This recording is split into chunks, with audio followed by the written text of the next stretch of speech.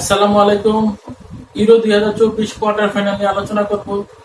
তো আজকে রাতে মুখোমুখি হচ্ছে হাই ভোল্টেজ ম্যাচ, যেটা বোঝায় জার্মানি স্পেন, এবং রাত্রে একটা বাংলাদেশ সময় ফ্রান্স ও পর্তুগাল, এবং আগামীকাল রাত্রে ইংল্যান্ড সুইজারল্যান্ড, এবং আগামীকাল রাত্রে 1টা বাজে বাংলাদেশ সময় নেদারল্যান্ড তুরস্ক। তো আমরা যদি একটু পরিসংখ্যানটা দেখি, প্রথমে হাই ভোল্টেজ ম্যাচে সেদিকে কিন্তু স্পেন এগিয়ে, যদিও এটা স্বাগতিক জার্মানি জার্মানি এবার হচ্ছে 2024 সালের, সেই হিসাবে কিন্তু জার্মানিও শক্তিশালী কম নয়। আমরা যদি একটু গ্রুপ পর্বে দেখি, জার্মানি তারা প্রথম ম্যাচে স্কটল্যান্ডকে 5-1 গোলে উড়িয়ে দিয়ে তারপর কিন্তু তারা দ্বিতীয় রাউন্ডে এসেছে। তারপর জার্মানি হাঙ্গেরিকেও হারিয়েছিল, তারপর সুইজারল্যান্ডের সাথে কিন্তু জার্মানি ড্র করেছিল। আমরা যদি স্পেনের দিকে দেখি, স্পেন কিন্তু প্রথম গ্রুপ পর্বে 3টি ম্যাচ থেকে 3টি কিন্তু জয়লাভ করেছে দুর্দান্ত ভাবে। তাদের কিন্তু ডিফেন্ডিং চ্যাম্পিয়ন ইটালিকে তারা হারিয়েছে, তারপর ক্রোয়েশিয়াকে তারা হারিয়েছে, দুটো কিন্তু খুব শক্তিশালী দল ছিল।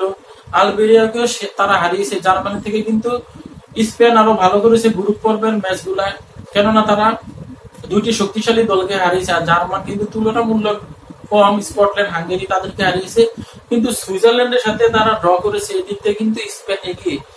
তারপর অধিক পরিসংখ্যানে কিন্তু 7বারের দেখায় 3টা জয় পেয়েছে স্পেন, ইউরোপীয় 1টা জয় পেয়েছে জার্মান, আর 3টি ম্যাচ কিন্তু ড্র হয়েছে। তো এই দিক থেকে কিন্তু স্পেন এগিয়ে। ইউরোর মধ্যে কিন্তু জার্মান একবারই শুধু স্পেনের সাথে জয়লাভ করে, বিপরীতে তারা 3টি হারে এবং 3টি ড্র করে। মুখোমুখি দেখায় কিন্তু স্পেন অনেক অনেক এগিয়ে। তো স্পেনে কিন্তু জার্মানের থেকে এবার ইউরো থেকে বেশি গোলও করেছে। তো জার্মান কিন্তু তারা দ্বিতীয় পর্বে ডেনমার্ককে 2-0 গোলে হারিয়ে কোয়ার্টার ফাইনাল আছে। আর স্পেন কিন্তু জর্জিয়াকে 4-1 গোলে হারিয়ে তারপর তারা কোয়ার্টার ফাইনাল আছে। জর্জিয়া কিন্তু যদিও এবার ইউরোপে প্রথম খেলতে আসছে, তারা কিন্তু পর্তুগালকে হারিয়ে দ্বিতীয় রাউন্ডে এসেছিল। তো সেই হিসাবে কিন্তু স্পেন তাদেরকে 4টি গোল দেয়। জার্মান কিন্তু ডেনমার্ককে 2-0 ব্যবধানে জয়লাভ করে। তো আমরা যদি পর্তুগাল ও ফ্রান্সের কোয়ার্টার ফাইনালটা দেখি রাতের 1টার ম্যাচের, তখনও কিন্তু কাকে আপনি ফেভারিট ধরবেন? কারণ ফ্রান্স আমরা জানি তুলনামূলক ভাবে এবারের ইউরোর মধ্যে ভালোভাবে কিন্তু কোয়ার্টার ফাইনাল উঠেনি। তারা কিন্তু মরে মরে যাচ্ছিল, পা তাদের ঘাতের কিনারে পড়ে গেছিল, তারপর কিন্তু তারা এসেছে। গ্রুপ পর্বে কিন্তু তারা ভালো করতে পারেনি। তারপর তারা বেলজিয়ামের আত্মঘাতী গোলের জন্য কিন্তু তারা কোয়ার্টার ফাইনালে এসেছে, নাহলে কিন্তু ফ্রান্স দ্বিতীয় রাউন্ডে থেকে বাদ যাওয়ার সম্ভাবনা ছিল।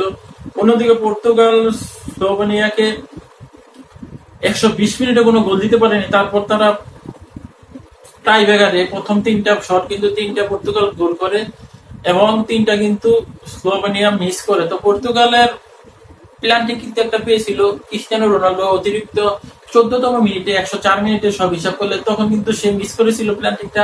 তারপর কিন্তু সে তার রেকর্ড পরিমাণে কেঁদেছিল। আমরা অনেকদিন ধরে রোনাল্ডোর এমন কান্না দেখিনি, অনেক আগে দেখছিলাম হয়তোবা, ইদানিং এরকম কান্না রোনাল্ডোর দেখিনি। তারপর কিন্তু তারা শেষ পর্যন্ত জয় পায়। তো ফ্রান্স কিন্তু গ্রুপ পর্বে তারা 1টি ম্যাচ শুধু জয়লাভ করে, আর 2টি ম্যাচ কিন্তু তারা ড্র করে। তো ফ্রান্সের দ্বিতীয় রাউন্ডে বেলজিয়ামের সাথে কিন্তু আত্মঘাতী গোলে তারপর আসে।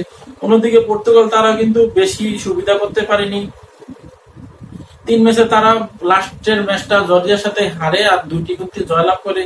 তো অন্যদিকে কিন্তু অন্য ম্যাচটা যদি আমরা দেখি, বিশেষ করে ইংল্যান্ড ও সুইজারল্যান্ড আগামীকাল রাত 10টায়, সেই ম্যাচটা কিন্তু অনেক হাড্ডাহাড্ডি লড়াই হবে। আমরা জানি ইংল্যান্ড কিন্তু এবারও তুলনামূলক ভাবে তারা ভালো করতে পারেনি, তাদের যেই খেলা স্বাভাবিক খেলা তারা সেই খেলতে পারেনি।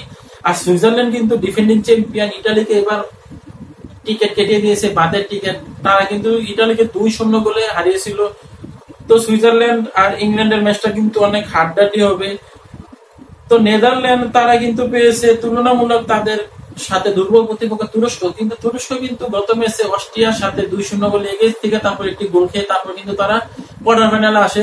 তো সেই হিসাবে কিন্তু নেদারল্যান্ড তারা রোমানিয়াকে দাঁড়াতে দেয়নি, 3-0 গোলে ব্যবধানে তারা কিন্তু জয় করে তারপরে কিন্তু সেমি কোয়ার্টার ফাইনাল আসে। তো তুরস্কর কিন্তু আমরা দেখেছি অস্ট্রিয়ার সাথে সব ইয়াং স্টার। অস্ট্রিয়া কিন্তু তারা গ্রুপ পর্বে ভালো খেলেছিল, তারপর গ্রুপ পর্বে কিন্তু তারা 3 ম্যাচে 6 পয়েন্ট নিয়ে তারপর তারা দ্বিতীয় রাউন্ডে গিয়েছিল। অন্যদিকে তুরস্ক তারাও কিন্তু 3 ম্যাচে 6 পয়েন্ট নিয়ে দ্বিতীয় রাউন্ডে গিয়েছিল। পর্তুগালের পরে এই গ্রুপে তুরস্ক গিয়েছিল চেক প্রজাতন্ত্র তাদেরকে হারিয়ে। তো ইউরো 2024-এর কোয়ার্টার ফাইনাল কিন্তু অনেক জমজমাট হয়ে গেছে, বিশেষ করে বেশি 3টা ম্যাচে কিন্তু হাই ভোল্টেজ। ফ্রান্স আর পর্তুগালকে আমরা ধরি, সুইজারল্যান্ড, ইংল্যান্ড এবং সবচেয়ে high voltage match Spain Germany, যেটা আজ রাত 10টা বাজে হবে।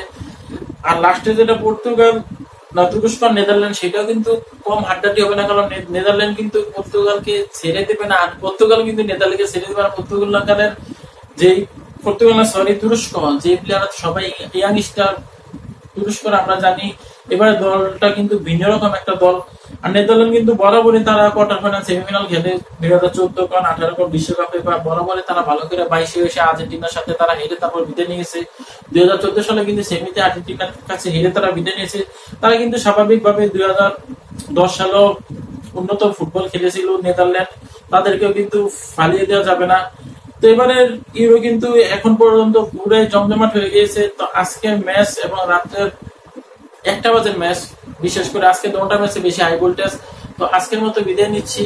এআই শরীফ খেলার গল্প। আল্লাহ হাফিজ।